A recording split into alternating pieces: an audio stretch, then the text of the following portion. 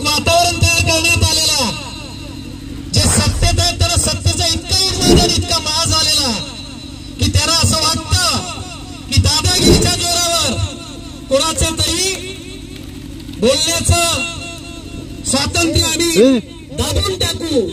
परंतु ही भिवंडीतली जनता इथे भले भले आले आणि इथे जमा झाले, त्यामुळे दादागिरीवर जर कोणी राजकारण करण्याचा प्रयत्न केला तर त्याला तशाच उत्तर मिळेल हे त्यांनी मात्र लक्षात ठेवा. इथे भिवंडी सांबरे साहेब म्हणजे सांबरे साहेब नाही, त्यांच्या मागे किरण चंदे पण आहे. आणि आम्ही काय करू शकतो एवढ्या भिवंडीला माहिती आहे. आम्ही जरी निवडणूक लढायचं म्हटलं तरी लोक आम्हाला दम द्यायचे आणि म्हणायचे काय निवडणूक लढताय बघू. त्यांना मी सांगू इच्छितो की तुमची घरं काचेची आहेत, आमची घरं काचेची नाहीत. तुम्ही जे पोचलेले गुंड आहेत ते भाडोत्री आहेत, इथं मरायला जनता तयार आहे. त्यामुळे तुमची घरं सुरक्षित ठेवा. हे लोक कुठल्याही पातळीला जातील, कारण यांना विकास करायचा नाही, यांना भिवंडीला भकास करायचा. जे भडखाव टोरेंटची दलाली खातात त्यांना निवडणूक लढण्याचा अधिकार नाही.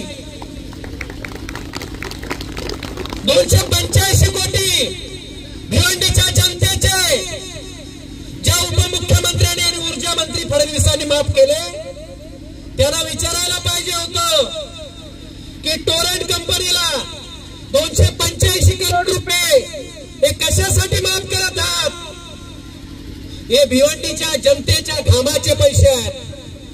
रोज माणूस कष्ट करतो, शेतीत राबतो, नोकरी करतो, पोराबाळांना शिक्षण देतो आणि सकाळी उठल्यावर त्याला प्रश्न असतो की टोरेंटचं बिल कसं भरायचं. आणि हरामखोर सत्तेवर खुर्चीवर बसलेले टोरेंट कंपनीचे दलाली करणारे काल परवा इफ्तार पार्टी खायला गेले होते. या सगळ्यांना मातीत काढण्याचं काम भिवंडीच्या जनतेने जर केलं नाही तर तुम्हाला गुलाबीशिवाय पर्याय नाही. इथे तानाशा जन्माला येतोय, लक्षात ठेवा. हुकुमशाही ही लोकशाहीला मारक असते, हुकुमशाही ही तुमच्या विकासाला मारक असते. म्हणून काही लोक या भिवंडीला आपल्या हुकुमशाहीत आणण्याचा प्रयत्न करतायत. म्हणून त्याने 2024 ला सरळ वाट दाखवण्याची खरी वेळ आलेली आहे. हे देखील आपण लक्षात घेतलं पाहिजे. जे आपल्याला लुटतात तेच निवडणुकीला उभे आहेत, जे आपल्याला लुटण्याचा प्रयत्न करतायत तेच सांगतात की मी खासदार बनेन. हे प्रचार कशावर करतात? स्वतःच्या कामावर नाही. मोदीने याव किया, मोदीने त्याव किया. अरे तुम्ही काय केलं लेखाच्या ते पहिले सांगा आपल्या गावठी भाषेत. पण ते सांगायला यांच्याकडे काही नाही. ते म्हणतात की तुम्ही वकिलाला घेऊन निलेश सांबरेंच्या झेडपूलला गेलात म्हणे. हो गेलो ना. निलेश सांबरे का निवडणुकीला उभे होते लोकांना माहित पाहिजे शिकलेल्या, म्हणून वकिलाला घेऊन गेलो. अरे घोडेचांना तुम्ही काय केलं एक तर ठिकाण दाखवा. तुम्ही काय दाखवायला असला घराजवळचे खड्डे, दुसरं दाखवायला आहे काय तुमच्याकडे? गोडाऊनवाल्यांना ज्यांनी लुटले, ज्यांनी गोडाऊनच्या जमिनीवर इथल्या शेतकऱ्यांची दलाली केली, ते म्हणतात आम्ही विकास करायला निघालेलो आहोत. विकास झाला ना. एखाद्या पोराचं नाव तरी विकास ठेवलं असतं तर आता माहित पडलं असतं की विकास यांचा झाला. यांचा विकास झाला, यांच्या घरांदाराचा फॅमिलीचा अख्खा विकास झाला आणि विकास यांनीच जन्माला घरात घातला. पण लोकांना 2 रुपये दिले नाहीत. उलट तुम्ही जर आमच्याकडे येत नसाल तर तुमच्यावर खोट्या केसेस करू. अर्ध जेल भरलं आधारवाडीचं. आपल्या खासदार साहेबांचा विक्रम हा गिनीज बुक मध्ये नोंदवला जाऊ शकतो. त्यांच्या बरोबर जे जे गेले नाहीत, ज्यांनी त्यांना डेव्हलपला जमिनी दिल्या नाहीत, त्यांच्यावर केसेस करून त्यांना जेलमध्ये टाकलेलं आहे. जा आधारवाडीचा जेल बघा, अर्ध जेल भरलेला आहे. ही पुण्य आपल्या खासदारांची आहे की रस्त्याला 2-3 तास ट्रॅफिक असते. हे म्हटले होते 2 लाख रोजगार देऊ. रोजगार भेटला का? किती जण नोकऱ्या लागल्या? निलेश सांबरेंना विचारा.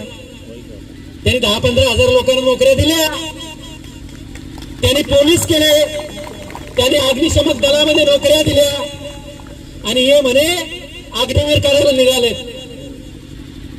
त्यांनी अजित पवारांचा पण अग्निवीर केलाय आणि एकनाथ शिंदेचा पण अग्निवीर केलेला आहे. यांना 3 वर्ष या ठिकाणी घेतलंय भाड्यात. आता त्यांना सांगणार साताऱ्याला जा आणि शेती करा. म्हणून हे सगळे ते आमचे संभाजी भगत म्हणतात, चोर चीटर बैठे रे भाई, बड़े सेटर बैठे रे भाई, कुछ बम्बई में बैठे रे भाई, कुछ दिल्ली में बैठे रे भाई. ये सब चोर चीटर बैठे हैं, ये सेटिंग करते हैं और हम मूर्ख लोग वोटिंग करते हैं. म्हणून वोटिंग करताना तुमच्या मुलाबाळांच्या हाताला काम कोण देईल त्याच्याकडे बघा. तुमच्या मुलाबाळांच्या हातात रिव्हॉल्वर देणार नाही दुसऱ्याचा खून करण्यासाठी. तुमच्या मुलाबाळांच्या हातात पुस्तक देईल, पेन देईल, त्याला सांगेल अशी स्वप्न बघ जी तुझ्या आई वडिलांनी बघितली. मी निलेश सांबरे नावाचा एक पहाड तुझ्या मागे उभा आहे तुझ्या मायबापाची स्वप्न पूर्ण करण्यासाठी. अशा माणसाला निवडून द्या. पण हे होऊ नये म्हणून ज्यांची ताकद, ज्यांच्याकडे सांगण्यासाठी काम नसतं असे लोक हत्यारं घेतात. आता यांचं काम संपलेलं आहे. यांना हार यांच्या समोर दिसते. तुम्ही कितीही पैसे वाटा. म्हणून परत सांगतो, इनसे नोट तो लेना रे भाई, मगर वोट नहीं देना भाई. नोट लो, वोट मत दो. सिलेंडर गॅसची किंमत किती रुपये? आता हे म्हणतात 2014ला देश स्वतंत्र झाला. तुमच्या बापजाद्यांनी स्वातंत्र्य केला का? अरे त्याच्यासाठी महात्मा गांधी, सुभाषचंद्र बोस, मौलाना अबुल कलाम आझाद, बाबासाहेब आंबेडकर यांनी आपल्या देहाचं पाणी केलं, पाणी, आणि मग आपल्या देशाला स्वातंत्र्य मिळालं. आता हे म्हणतात 2014 में आजादी मिली. हे असले ढोंगबाज लोक, जुमलाबाज लोक आता ते परत खासदार येतील कि हमको 2024 के बाद 2027 तक का टाइम दो, हम ये करेंगे, हम वो करेंगे. आपने बहुत कुछ किया. आपने तो जल मिशन का भी कुछ खाया और आपके ही सर चिटनीस ने आपके ऊपर आरोप किया. ये इनका विकास है. दारादारात नळ पाठवू. अरे दारादारात नळ पाठवण्याच्या आधी पाईपच तुम्ही खाल्ले तर दारात नळ जाईल कुठे? यांनी गोडावरं खाल्ली, यांनी नळ खाल्ले, यांनी रस्ते खाल्ले, यांनी शाळा खाल्ल्या, यांनी महानगरपालिकेचे पैसे पण खाल्ले. हे फक्त खायासाठी जन्माला आले. अरे साले किती पैसे कमवावे, किती पैसे लागतात जगायला, कसं जगावं याचं मूर्तिमंत उदाहरण म्हणजे निलेश सांबरे आहे. Speed news Bharat.